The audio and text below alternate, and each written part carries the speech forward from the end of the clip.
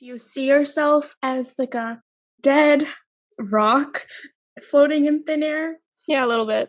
Or do you see... Oh, no. Hey guys, this is Agnibarna And Maira. Welcome to the Hidden Coconuts podcast, The show that dives deep into the lives of us coconuts, brown on the outside, white on the inside. or in other words, those of us who identify as both South Asian and North American, juggling two identities, contemplating how they coexist. If you empathize, or you were just in the neighborhood, stick around and let's get cracking our inner coconuts. This episode was filmed prior to my trip to Quebec. Check out our socials to see how my actual trip went.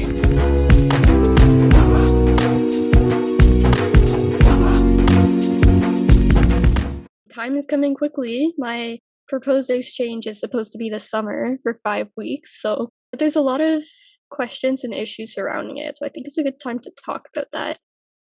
For me personally, I am planning to go to Quebec. There is a city there called Trois Pistoles, and you go there and you live with a family. 3 guns? Basically. Okay. Yeah, there's a lot of cities with Trois, like Trois Rivières and stuff. Anywho, so you would live with a family and go to French immersion, and it would actually get you a credit at the same time. And I think that it's really something to take advantage of because we have a province inside our country that is French speaking. So, not all countries have that kind of opportunity. I feel like my French speaking is probably my biggest weakness. I'm okay at reading and writing, but speaking, not so much. Yeah, just to remind everyone, that's what you're majoring in, right? That's right, French studies. There's definitely a lot to consider, especially with Bill 21 and just the environment and society of Quebec. But remind us, what about you? Where do you want to go, or where were you planning to go?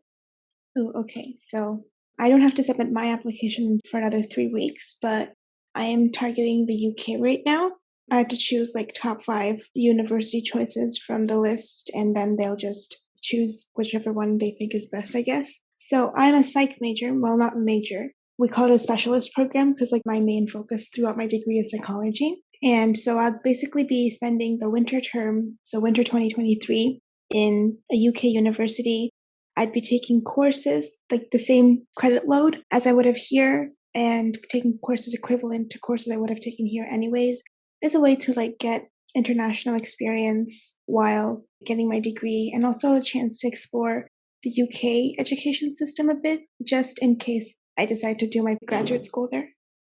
Yeah, that sounds like a great opportunity. And like not everyone has those kind of opportunities to explore beyond their city or country. So I think it's great that you want to broaden your perspective.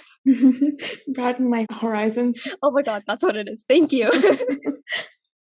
Yeah, it's a chance to network, and Canadian medical systems are so competitive. So just to back up, I guess the more I get into the hang of university and start actually getting the research aspect of stuff, I'm wondering if medicine is actually right for me. I might just be more into the researching stuff. We'll see. I still want to apply though. Yeah, and you have time to like explore everything and figure it out. And it's always okay to have a change of pathways, but that's why these stuff exist, so that you can delve in and see what is right for you. Just the experience part of it. I know, like, I personally have my own set of hesitations of going to a foreign country by myself. Like, I've been to foreign countries before, but like through volunteering, but I was actually with a group of people back then. But this time it's like just me, and I have to like navigate through everything. No like facilitator or anything. So it'll be interesting, and yeah, social anxiety. I've actually never stayed outside of London without my family, even for one night. My parents have been outside of London and I've stayed at home, but I've never like been outside the city alone, even like overnight. So yes, I'm scared. I also do have the anxiety background, so I don't see that working in my favor. But also, of all places, Quebec is just like, let's just say Quebec doesn't want me. Yeah, as a visible Muslim, someone who wears the hijab, I would expect a lot of discrimination or like just prejudice, especially because I know that already there is this thing called Bill 21 in place. For those of you who don't know what that is, it's basically a bill that proposes that people cannot wear religious symbols outside in like the public sphere. So like when they go for work. So that includes people like police officers, teachers, lawyers, etc.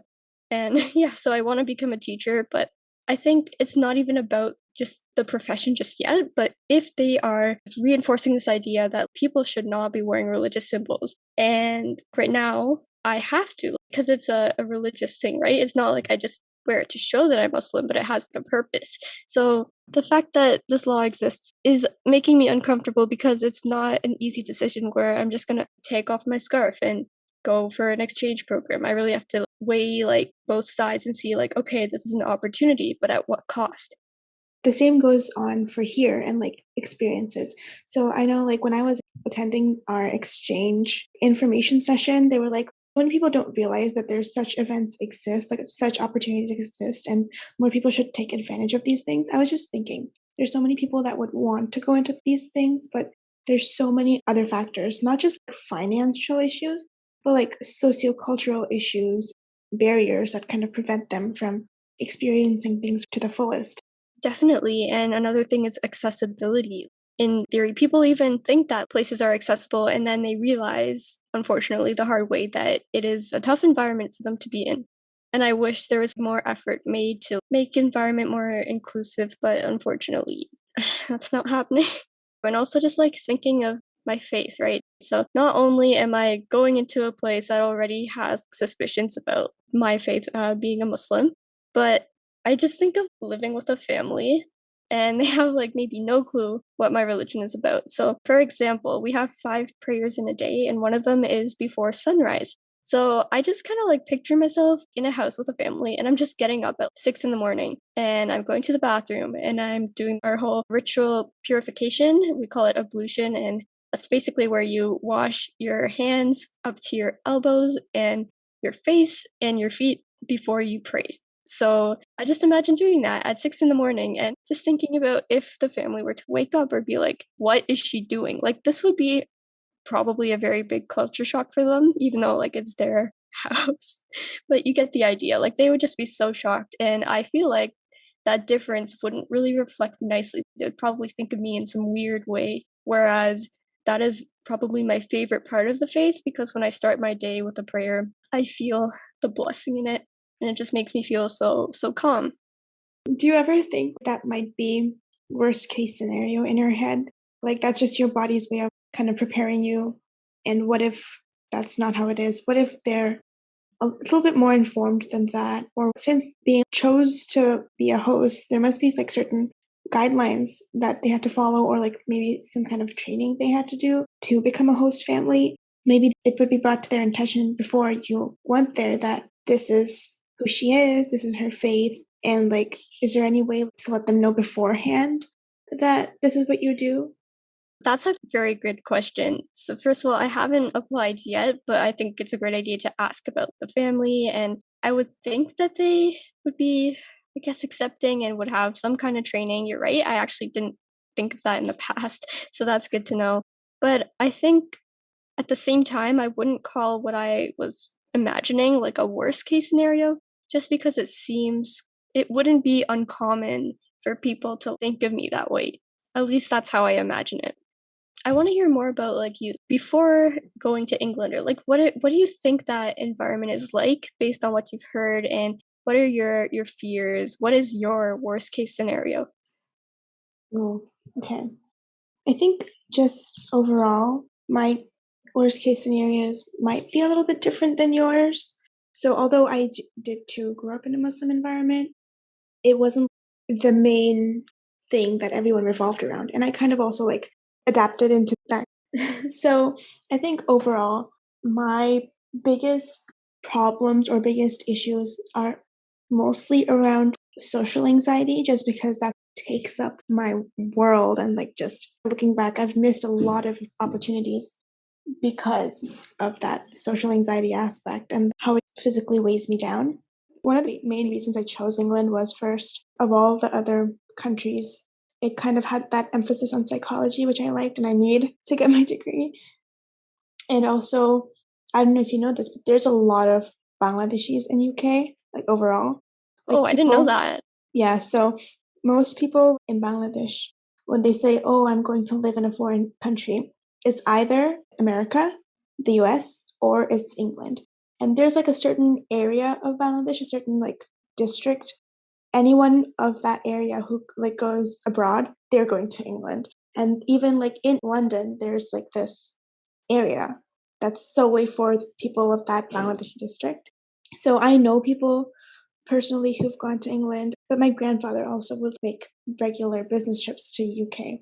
So it just like made sense for me to go there, and also like the language familiarity as well as just not being the spotlighted elucidated because of my race, I guess, because I know there's a lot of brown people there anyways.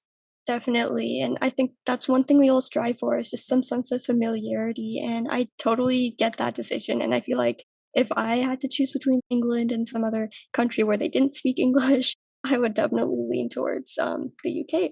But also with new environments, even with starting university and stuff, I always have my main fear, or like not fear, just this is kind of what makes me stand out and kind of puts me in an uncomfortable position is my first name.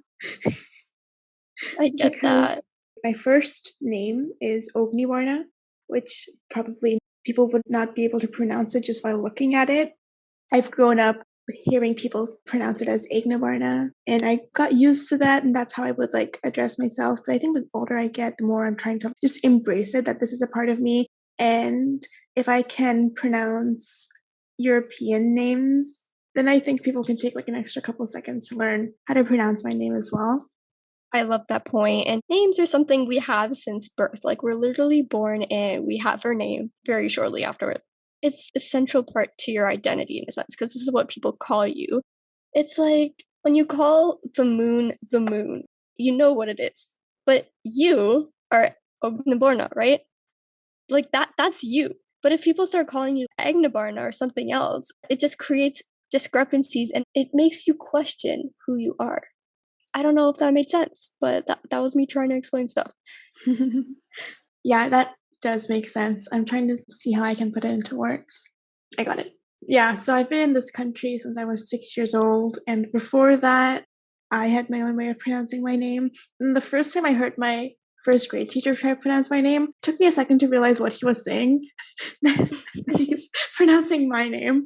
I was a sponge when I was 6 years old. I was in a new country. I wanted to fit in. I would just absorb whatever people would do and just go along with it.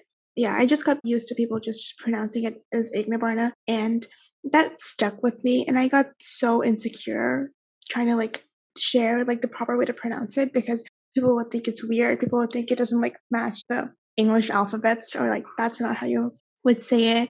And I even have a nickname. Like my nickname stuck with me. I don't mind my nickname. I like my nickname. But there's also like that awkward moment of when I'm introducing myself. Do I say my first name or do I say my nickname? And I'm thinking it based on like the convenience of the other person. Do I really have to like focus that much on the convenience of the other person just to like avoid the 2 seconds of judgment? It's sad that we focus on that convenience sometimes, especially because it's not necessarily that hard to pronounce a name right? Switching from like Agnibarna to Ognibarna is not a huge difference. Like it's not impossible. But I totally get that. Like even in school, there'd be like other kids from like the same background as me, and they would have names that were pronounced wrong. And being like a South Asian person, that this name is pronounced wrong, but you would still call them that anyways. For example, the name Khalid was pretty popular back then. So for those of you who don't know, Khalid is actually pronounced Khalid, at least in Pakistan. But whenever we had kids named that, we wouldn't call them their real names. We just stuck with the name that the teacher gave them, if that makes sense. Yeah, that's exactly what happened to me. Right. And I remember like vividly at one point at the end of the year of grade 3, this kid whose name was Khalid corrected the teacher and say like, oh, it's actually pronounced this. And she's like, guys, you need to tell me if I'm not pronouncing your name right so that I can change it. But that idea to me felt so weird because at that point I just wasn't used to it. Also because like all of, like the Khalids were just seen to me like just Khalids. It felt like kind of an obligation that it had to sound somewhat Canadian in order for us to fit in. The older I get, the more comfortable I am just with my name overall. And something I do a lot is people would like say in school, "Oh, Agnibarna, oh, that's a mouthful." As if like joking, but that would offend me. And I just reflect back on like other people have long names. White people names can be long, like Angelina, Angelica. Like there's like 3-syllable, 4-syllable names in English. So why is this name a mouthful? So that's something I would think of. The length of my name isn't actually the problem. It's just like the foreign mumble jumble of letters of it is what throws people off. My mom's name is also foreign, but her name is a little bit easier to pronounce, I guess, for people because it's the combination of 2 colors. I guess to reiterate, I am getting more comfortable with just saying my name as it is. When I introduce people, I'd say, "This is my name." If I'm typing it out, "This is my name. This is how you pronounce it." But I also go by Eggy if that's easier for you. But I do like people to know what my full name is before I give them my nickname, just so they know. That's just like a nitpicky thing for me. They have to know my full name before they can address me by my nickname. I absolutely love that. I think it's a great idea because, after all, that's your name, right? Aggi's just a shorter version. As soon as you're one of those people that don't have like a really common name like Sarah or Bob, it's kind of seen as different. But I would like to argue that instead of different, we use the word unique because I think it's super cool when people have names that we don't hear very often. And they're beautiful and they use different combinations of letters and come from different backgrounds. And our diversity and difference is what makes the world so beautiful. Have you ever read the book Chrysanthemum in elementary school? I feel like I might have. I'm thinking of a story. I don't know the title though.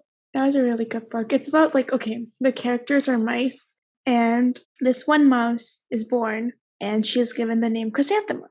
She loves her name, and she would like whisper it to herself, whisper it to the mirror, Chrysanthemum, Chrysanthemum, because she loves it so much. But then when she started school, people would be like, "Ew, Chrysanthemum, what kind of a name is that? That's so weird." And then she started getting insecure because people didn't like her name. She's like conforming to social norms until her music teacher changed that aspect for her and kind of let her know like her name is unique and it's beautiful. And then when the music teacher had a baby, she was pregnant in the story. At the end, the music teacher has her baby and also names the child Chrysanthemum. That was cute. Oh, I love that. Yeah, so no, I haven't read that book, but I'm glad you told me about that. Yeah, I remember reading it in first grade and looking back at it right now, I just kind of had this thought that by any chance could like the teachers have thought about students in the class like me who had like long names and kind of helped to normalize that aspect? Yeah, and have they ever thought about naming their children? That'd be cool, but like, okay. I get what Yeah. you're trying to say though. Just to go back on that, even like from our cultural perspective, or maybe like any perspective at all, Caucasian people, you'll see them naming names from like other ethnicities, like Spanish names, stuff like Isabella. You don't have to be Latina to be named Isabella, but you won't find a Caucasian person getting a name from like a South Asian origin and naming their daughter like Priya or something. You just know by hearing that name that it's Indian. But it goes the similar way in like, at least in my culture, where my cousins' names, they're actually Iranian. So they're not even Bengali. My name's the only Bengali name in my entire family. Everyone has like these Middle Eastern origins to their names, which is cool. But also like, I don't know, it's weird that some names get more stereotyped or like more rooted in certain origins than other names. That's really cool, and I agree with you, and I feel like part of that has to do with what we see in the media and television again. Whenever you have, like, a brown character, typically they're given some kind of, like, stereotypical name. At least Robbie. okay, there we go. So, like, that doesn't help it either.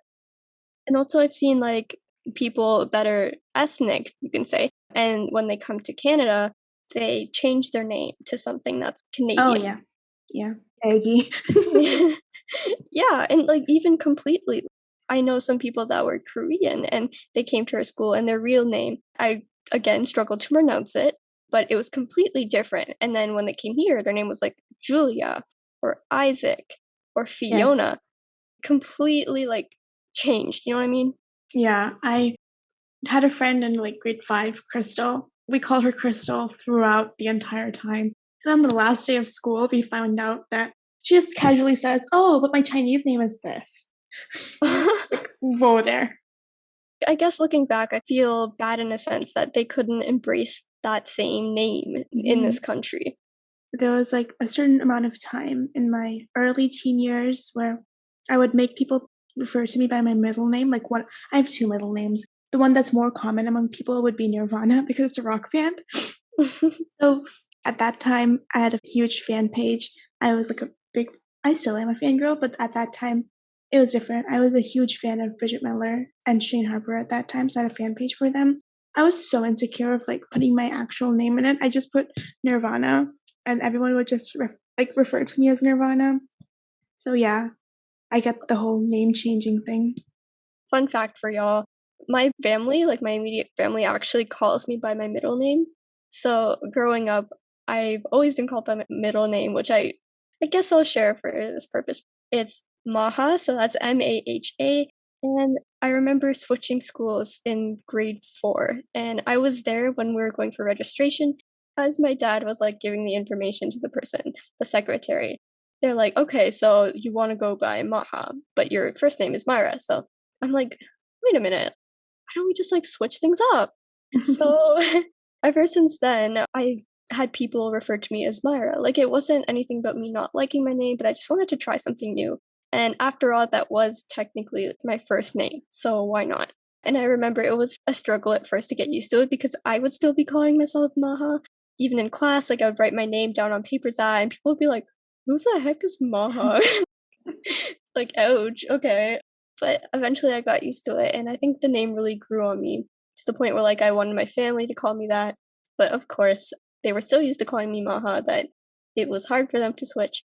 I just remember after that whole name switch thing, I felt very like insecure about people knowing my middle name. If my friends used to come over, I would tell my parents to like call me Myra, but if it slipped out of their mouths, I would be like, "What did you call me?" Like, no. And then that is something I caught on to really quickly. Yeah. I wasn't a fan of my middle name, even though that's what I was called for a long time in my early years. Not really that similar to that, but in the South Asian culture, it's common to have nicknames or like pet names. And in Bengali, we call them daknams. When we introduce ourselves to immediate relatives, we refer to ourselves as our pet names and not like our full first name. That was like very common. And just finding out people's like actual like legal names was like such a rush and like such a revelatory thing back then. So I totally get that part. My second middle name was like what my family would call me, and that was like what I was referred to my entire life. And then when I was 3, they were registering for me for school, and they put down like my first name, and I was just looking at the paper like, what on earth is that? I've never seen that name before in my life. What is going on? Has my life been a lie? And then when I was 3, I learned my full name and like how to write down my full name. And it's weird. Everyone in my family calls me something different. My mom has a distinct nickname for me. And when I just came to Canada, I too was like very insecure about my nicknames. So I specifically told my mom and my dad at the time that, okay, refer to me as this name in front of the white people that are coming over to my house right now. Yeah. So I totally get what you mean. Wow, you're right. What a revelation. Like 3 years later, you're like, so my name hasn't been this whole along. Okay. Yeah, and I know like some people they grow up and they change their names, and I'm not against that at all. That's totally like your choice, but I hope that the reason behind Mohammed to Big Mo. Yeah. Like I just hope the reason behind that is not because you feel like there's something wrong with your name, because it's beautiful. It's your name. I think names are more than just letters that make sounds together, but it's like when you grow up carrying those sounds, it kind of becomes who you are. And it's funny, the meaning of your name can also like have a huge impact on your personality. Did you know that? No, but I'm curious to hear more. There's been like some research on it. I don't know about like the significance of the studies yet. I'm still looking into it. But like the meaning of someone's name can affect who they are. If I were to use like me for an example, Agnibarna means quote unquote the color of fire. It's like that's literally what it means. It's like a poetic thing. And there's like the aspect of fire in the name. And unintentionally, my sign, I'm a fire sign, an Aries, which I'm not like a huge believer of zodiac signs, but I thought it was cool that they kind of correlated. But anywho, having like that fire aspect attached to my name, I think it kind of made me who I am today. Like some of the emotions or like symbols of fire can be like ambition, passion, or anger. I am a short-tempered person, and I'm also like stubborn. If I want something or if I want to do something, I do it. So yeah, I thought that was cool how like our names subconsciously affect us as well. I think I can relate to that too. My first name means the moon, and I've actually recently come to know that my middle name means like the moon. It also means big Ooh. eyes, but like, yeah. So we could say that my name is Moon, like the moon, courage. But, anyways, I just always loved the moon. Growing up, I used to think it followed me, but when I realized that, like, that was the meaning of my name, I was like, that's pretty cool. The moon is cool. My point is, though, like, I feel like I've tried to relate to that in a sense. You can only see it in the night, so I shine in certain environments. I'm like, I guess I'm one of a kind. I'm I don't know. But also at the same time, I went through this like existential crisis a couple days ago. I was learning about the moon in earth science, and then I realized, like, oh my god, the moon is basically a rock that is geologically dead, covered in dust. There is like no light on it. So from far away, the moon looks great. But as soon as you go to it for real, it's just a rock. And I was like, what if I'm cool from far away, but in reality, Oh I'm just like no. super shallow? So yeah, Oh. I made that connection. Yeah. In short, in conclusion, I'm not thriving. The end. Did you know that the moon symbolizes nature-driven forces? I did not know that. It also symbolizes the changing heart and a gullible mind. I am gullible. That's cool. I didn't know that. Maybe it's not just a dead old rock. Yeah. I see you going really literally into those things. And if I were to go literal with fire, I'd also say, oh, it's so cool from like looking afar, it can be so pretty. But if you go near it, it'll literally burn you alive. So am I too hot to handle? Good point. Good point. On the bright side, though, that means you can cook. I can food. cook. There we I go. do. But yeah, I guess it depends on perspective, and perhaps names are not quite literally who you are. But I happen to make that connection. Yes, it's a symbol behind it. So it depends on how you look at it. Do you see yourself as like a dead rock floating in thin air? Yeah, a little bit. Or do you see oh no, or do you see yourself as the rock that's reflecting light into this world? Does the moon reflect? Yeah, the moon does reflect light. This thing that's reflecting light onto this world that makes something pretty to look at night for those who are alone and in need of comfort. Dang. Okay, that was good. Way to change my perspective. Thank you. You're the light in darkness, Myra. Oh my god, that makes me feel good.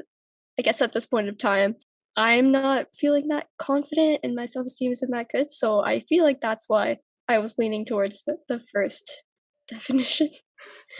And aside from that, like, I've also had people call my name differently, like Maira, because my name is spelled Maira. So it makes sense phonetically. But I've also had people straight up call me Mara, and it's weird because like I would tell them like my name is Myra.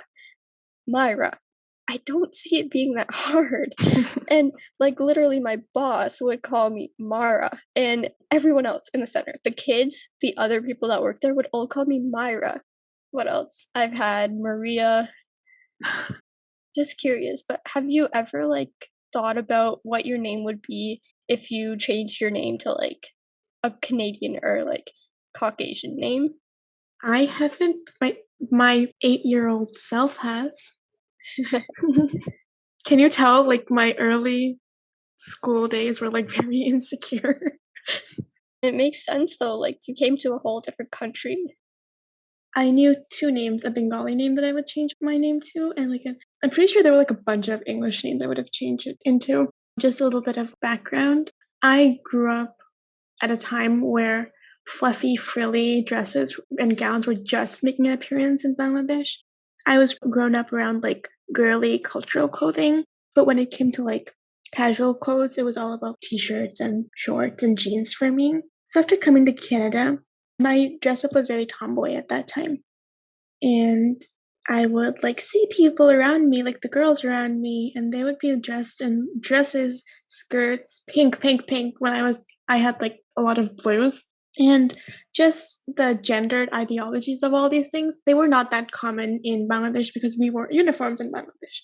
So yeah, I didn't even like think about gendered ideologies until coming to Canada. And because of those ideologies, I turned myself really girly just to like mix with people. And like I knew that I had to have pink for people to know that I'm a girl, because this one time in the bathroom, I had my tomboyish shoes on and somebody just randomly, another 6-year-old girl, had the audacity to ask her friend, "Is there a boy in that stall?" I was mortified.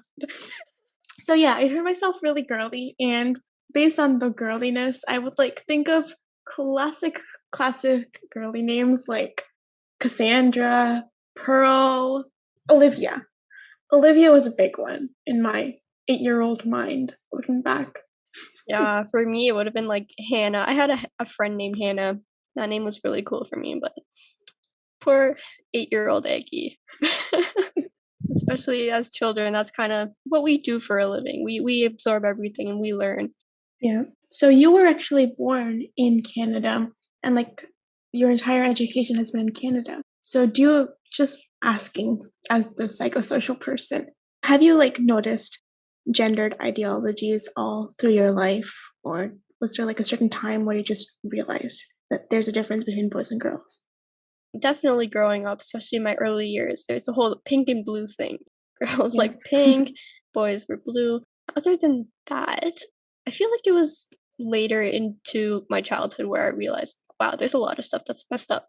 But bit of backstory, I have one brother, and we're also really close in age. He's 1 year older than me. So I grew up and spent a lot of time with him as a child, and we played sports, we played Minecraft, we did a lot of stuff that would be considered non-traditional for a girl. And the amount of comments that were made towards me was ridiculous. Like, I would hang out with his friends and play sports, and they'd be like, "Oh my god, like a girl?" And like, I was playing soccer with my grade 5 class, and it was a 5-6 split, which my brother was in with me. And so, How cool.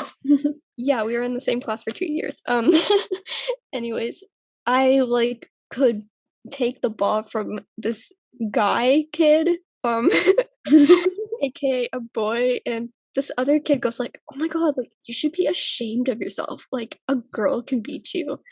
And at that time, I felt kind of proud of myself because like as a girl being able to do that, I felt like, wow, that's a big deal, but I didn't really realize that we're basically the same. Like it's not a big deal.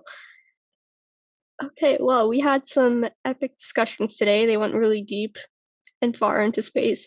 Branched out in many directions. Very many. That's what this is about. That's true. That's true. You've reached the end of another episode of The Hidden Coconuts. Thanks for listening. Be sure to check out our Instagram at The Hidden Coconuts for bloopers, more of our wandering thoughts, and a chance to be a guest on our show. We love to discuss and tackle everyday coconut quandaries, so stay tuned, and we'll see you on top of the coconut tree soon.